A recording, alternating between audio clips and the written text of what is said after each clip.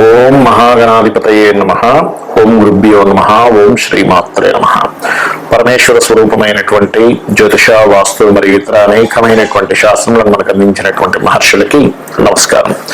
హయగ్రీవ హయగ్రీవ హయగ్రీవేతి యో వదేత్ తస్య నిస్సరతే వాణి జన్మకన్యా ప్రవాహవత్. అరుణాం కరుణాతరంగితాక్షీం ధృతపాశాం కుశపుష్పబాణచాపాం అనిమాదిభిరావృతాం మయూకైః అహమిత్యేవ విభావయే భవానీం. శ్రీమాత్రే నమః. ప్రేక్షకులకి ఆ లలితాంబిక అమ్మవారి యొక్క అనుగ్రహం పరిపూర్ణంగా కలగాలని మనస్ఫూర్తిగా కోరుకుంటూ మనం ఈరోజు చెప్పుకోబోయేటువంటి టాపిక్ ఏమిటి అంటే, మనకి ఏదైనా ఒక గొప్ప విషయం జరిగే ముందు అమ్మవారు చిన్న చిన్న సంకేతాలతో మనకి చెప్తూ ఉంటుంది. అది ఎలాగా అంటే, ప్రకృతి అమ్మవారిని చెప్పబడింది మన శాస్త్రాల్లో. కాబట్టి చిన్న చిన్న సంకేతాలతో నీకు గొప్ప విషయం జరగనుంది, కాబట్టి నువ్వేం దిగులు చెందకు. అలాగే మనకి ఏదైనా ఒక ఆపద వచ్చే ముందు కూడా అమ్మవారు చెప్తుంది.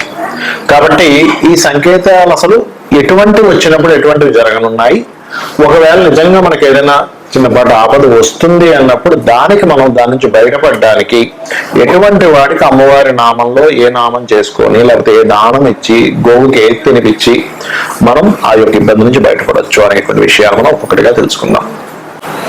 ఇక బుధుడు గనక మన జన్మజాతకంలో నెగటివ్ ఫలితాలు ఇచ్చే ముందు కొన్ని సంకేతాలు చూపిస్తూ ఉంటాడు. అమ్మవారి రూపంలో సంకేతాలు వచ్చి మనకు తెలుస్తూ ఉంటుంది. అది గుడ్ అయితే గుడ్, బ్యాడ్ అయితే బ్యాడ్. గుర్తుపెట్టుకోండి. గుడ్ అనుకోండి, అన్ని శుభవార్తలు వింటూ ఉంటాం. ఎవరో వచ్చి మనకు ఆశీర్వచనం చేస్తూ ఉంటారు, లేకపోతే ఒక మంచి విష్ణు సహస్రనామాలు, ఎప్పుడు ఎక్కడికి వెళ్ళినా సరే విష్ణు సహస్రనామాలు వినిపిస్తూ ఉంటాయి. అయితే నిత్యము విష్ణు సహస్రనామాలు వినే వాళ్ళకి దీన్ని మనం అంత తొందరగా దీన్ని తీసుకోకూడదు. ఇంకేదైనా దానికి మించి ఇంకేదైనా అయితే, అందుకే మనకి మేబీ శాస్త్రాల్లో నిత్యం విష్ణు సహస్రనామాలు వినేవాడికి ఎప్పుడూ శుభం వింటూనే ఉంటాడు అంటారేమో మేబీ. అందుకే విష్ణు సహస్రనామం చేయడం ద్వారా అది ఎప్పుడు శుభం వింటూ ఉంటాడు. లలిత సహస్రనామాలు ఎప్పుడు వినడం ద్వారా ఎప్పుడు మంగళములు వింటూ ఉంటాడు వ్యక్తి. రైట్. అయితే ఇక్కడ మనం అర్థం చేసుకోవాల్సింది ఏంటంటే, ఒక మంచి జరిగే ముందు బుధుడు కనుక ఒక మంచి ఫలితాన్ని ఇస్తున్నాడు అన్నప్పుడు రిలేషన్స్, ఎప్పుడో తెగిపోయిన రిలేషన్స్ మళ్ళీ కలుస్తూ ఉంటాయి. గుర్తుపెట్టుకోండి. ఒక మంచి రిలేషన్, ఒక మంచి ఫ్రెండ్ దొరకడం, లేకపోతే ఒక మంచి శుభవార్త వినడం, లేనట్లయితే ఒక ఎగ్జామ్ క్లియర్ అవ్వడం. కొంతమంది చూడండి, ఏదో బ్యాక్లాగ్ ఉండిపోయింది, బట్ ఇప్పుడు నేను రాసిన అసలు ఎక్స్పెక్ట్ చేయలేదండి కానీ వచ్చిందండి అంటూ ఉంటారు. అంటే ఏంటి, మీకు చాలా స్పష్టంగా ఆ యొక్క కాంబినేషన్ పాజిటివ్ యాక్టివ్ అయింది. కానీ అలా కాకుండా ఒక బిజినెస్ లో ఏదో ఇబ్బంది పడబోతున్నారు అన్నప్పుడు ఇదే బుధుడి యొక్క సంకేతం స్వప్న రూపంలో కానీ నిత్య జీవితంలో కానీ దాని ప్రభావం చూపిస్తుంటుంది. అలాగా స్వప్న రూపంలో అయితే ఎలా చూపిస్తుంది అంటే, చెట్టు, పచ్చటి చెట్టు ఎండిపోయినట్టుగా స్వప్నంలోకి వస్తుందండి. బికాస్ ఆఫ్ చెట్టుకి ఆకులకి బుధుడు కారకుడు. పచ్చటి చెట్టు ఎండిపోయినట్టుగా, పచ్చటి చెట్టు తగలబడిపోతున్నట్టుగా కల్లోకి వస్తుంది. అలాంటప్పుడు ఏమీ భయపడకండి. చక్కగా మీరు ఏం చేస్తారంటే, ఓం అపర్ణాయై నమః మంత్రం చేసుకోండి, లేదా గజేంద్ర మోక్షం చదువుకోండి. ఈ వీడియో వల్ల మీకు చెప్పబోయే సంకేతం ఒకటే ఏమిటంటే, మీరు ఎక్కడా భయపడకుండా ఇవి చేసుకుంటే బయటపడిపోతారని చెప్పడం నా ఉద్దేశం. అంతకుమించి ఏమీ లేదు. అలాగే ఫ్రెండ్స్ తో గొడవ అయినట్టుగా వస్తుంటుంది ఒక్కోసారి. బుధుడు నెగిటివ్ గా ఫలితం ఇస్తుంటే, లేదా ఎవరికో మీరు అప్పు ఇచ్చారు వాళ్ళు ఇబ్బంది పెడుతున్నట్టు, లేదా ఎవరి దగ్గర మీరు అప్పు తీసుకున్నారు వాళ్ళు ఇబ్బంది పెడుతున్నట్టు, లేదా బంధువర్గంలో వాళ్ళు మిమ్మల్ని ఏదో ఇబ్బంది పెడుతున్నట్టుగా స్వప్నంలోకి వస్తుంటుంది. అప్పుడు మీరు అర్థం చేసుకోవాల్సింది ఏమిటి అంటే, ఈ యొక్క సంథింగ్ మెర్కరీ మీకు మహాదశ నడుస్తున్నా, గోచారంలో బుధుడు యొక్క స్థితి సరిగ్గా లేకపోయినా మీకు కలిగేటువంటి ఫలితం ఏమిటి అక్కడ అంటే, ఈ మెర్కరీ రిలేటెడ్ సంబంధించినటువంటి మీకు సంథింగ్ గోయింగ్ రాంగ్ అని చూపిస్తుందని అర్థం చేసుకోవాలి. అదేవిధంగా ఒక్కొక్కసారి కొంతమందికి, నేనైతే ఒకసారి ఒక అతనికి నేను చూసినప్పుడు ఆయన ఏమన్నాడంటే, సార్ నాకు సడన్ గా చెవు ఏదో కట్ అయిపోయినట్టు కళ వచ్చిందండి అన్నాడు. అంటే నేను ఏమన్నట్టు అంటే, బాబు నువ్వు బిజినెస్ లో సంథింగ్ ఇది రాంగ్. ఎవరైనా మీరు అపాయింట్మెంట్ చేసేటప్పుడు మీ కింద వారు ఎవరైనా మీకు సరైన సమాచారం ఇవ్వట్లేదు, ఒకసారి కనుక్కోండి అంటే, చాలా పెద్ద ఫ్రాడ్ జరగబోయేది ఆగిందండి. ఇన్వాల్వ్ అన్ని చెక్ చేసుకోవడం వల్ల ఆ కింద పనిచేసే వాళ్ళు పెద్ద ఫ్రాడ్ చేసి కంపెనీని ముంచేద్దాం అనుకున్నారు. అది ఆగింది అక్కడ. ఆయన చెప్పాడు, సార్ నా చెవు తగ్గిపోయినట్టు కళ వచ్చింది సార్. ఏంటి అంటే, ఇలాంటిది ఏదో మీకు ఉంది చూసుకోండి అన్నప్పుడు ఆయన చెక్ చేసుకుంటే తెలిసింది.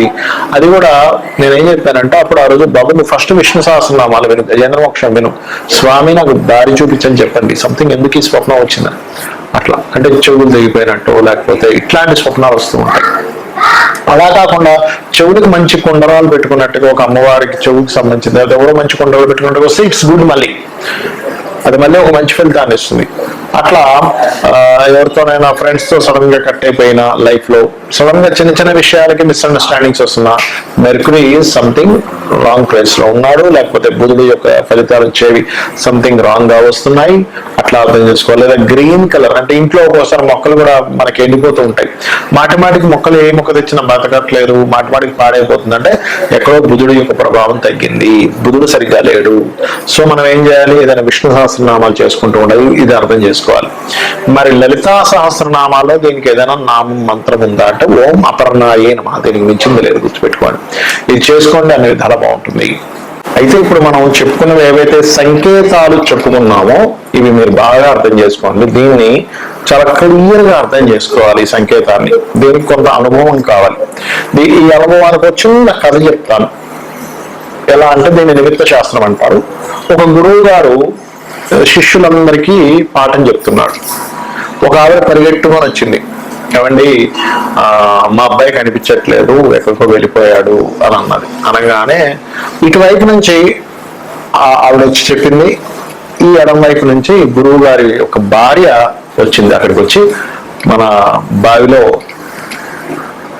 నీళ్లు తోడుతూ ఉండగా, బకెట్తో తోడుతూ ఉంటారు కదా, బావిలో తోడుతూ ఉండగా తాడు తెగిపోయి బావి లోపల బకెట్ పడిపోయింది అని చెప్పింది. వెంటనే అక్కడ ఉన్న శిష్యుడు అక్కడ లేచి, ఇంకా అబ్బాయి రాడు, వెనక్కి వెళ్ళిపోయాడు అని చెప్పాడు.